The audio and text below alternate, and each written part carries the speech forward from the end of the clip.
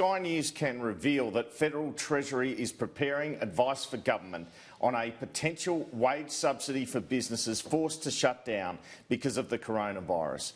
Prime Minister Scott Morrison told me yesterday that the Treasury advice was not to proceed with the Boris Johnson-style wage guarantee for business. Well, that's true, but that package in England involves the provision of grants to businesses.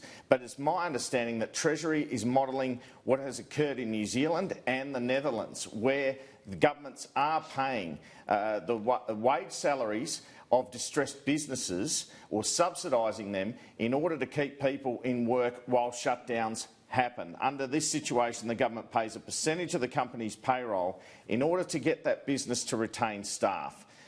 So again, the UK scheme comes in the form of grants, not a wage subsidy. It's different.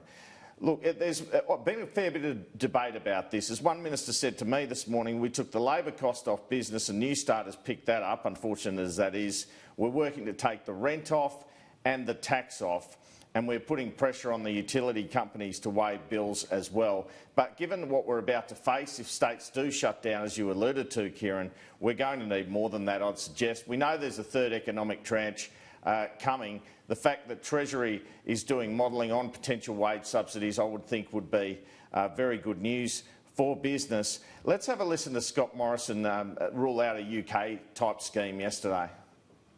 You keep using the word scalable to talk about economic measures. Surely now you can see the scale of the economic and societal problem from the lines outside Centrelink. Will you consider a scheme like Boris Johnson's, where he provides money to distressed businesses so they can keep their workers on the bridge until we get to the other side? Well, two things. We are already providing money to businesses through the BAS arrangements, and one of the weaknesses of the system that you're advocating for is that it has to build an entirely new payment system for that to be achieved, which is never done quickly and is never done well, and that will put at great risk the sort of resources we're trying to get to people. The best way to get help to people is through the existing payment channels, through the existing tax system arrangements. That was the lesson from the GFC. Of all the money that went out in the GFC, and I'm not making a partisan point here, the key lesson was you must use existing channels for getting money to people because that is the most effective way for that to occur. To dream up other schemes can be very dangerous. Even if it means more job losses, Prime Minister? No, well, I don't accept that at all, and that is not the advice of Treasury either. Still, wage subsidy looks like a different matter to that UK-style scheme. Let's have a look, if we can, at what some countries are doing on this at the moment. You've got countries like, well, there you go. You've got France, 90% of salaries. This will test my knowledge of flags, won't it, Kieran? 75% of salaries. Switzerland, is that? 80% for Britain.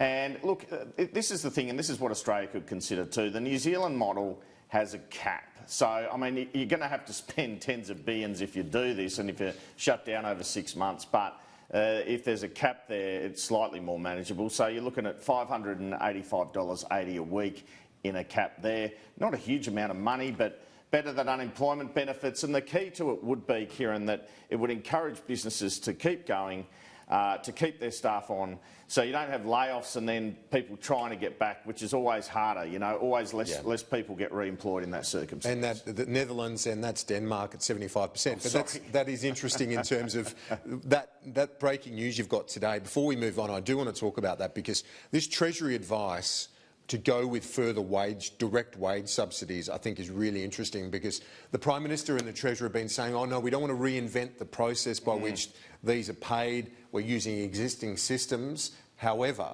even with that being said, they are going to be will have advice put to them saying, if you want to keep more jobs in place, you've got to look at these scenarios like we saw in those various nations, including New Zealand. It seems that way, and look, it's a welcome development if that's the case. I mean, I have been sort of pushing it, I guess, or arguing for it, but I'm no means alone there. Former Prime Minister Tony Abbott, business people, a whole bunch of people have been saying other countries are doing it.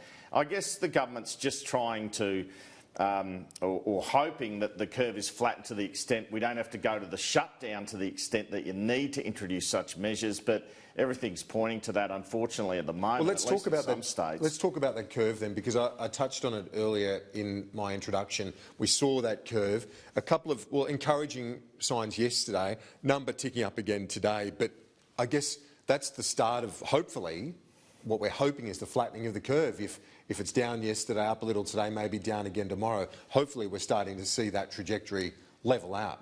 Yeah, that's right. And it will take a while for that curve to come down if it does, but you'd expect it to with more social distancing. The trouble is it takes a few days to figure out whether it is flattening. Because, you know, it takes a few days to get test processed, for example. I want to show you now something interesting, which is a tiny glimmer of hope in all this on the cases. If we can bring up this graphic on how people are getting. Okay, so look at this. So today there's 2,613 cases in the country, and this is federal figures. Okay, so of those, 1,608 are overseas acquired, and you know that's kind of a good thing because it suggests the community transmission. Once the community transmission takes over, we're in real trouble. But the fact is, they're all people coming from overseas, so if they can just get isolated, and they've been told to self-isolate, that could assist. So you've got 458 locally acquired contact of a confirmed case, so pretty much from people overseas. The worrying figure is that 115. Locally acquired, no known link, 115. Under investigation, 432. Also worrying because it could be from community transmission. So those 500 or so cases are pretty important. But while it remains more from people from overseas, it's been put to me that it's not as bad as it could be. If you can, I know it's hard to understand, Kieran, but it's sort of like once you get widespread community transmission, that's when you just have to do shutdowns to try and kill the thing. If it's more people from overseas and they can somehow keep it that way, then you don't need those more drastic measures. I think, you know, the real danger, the real problems are obviously New South Wales and Victoria. You see, of the locally acquired no known link, 88 of those 115 cases are from New South Wales.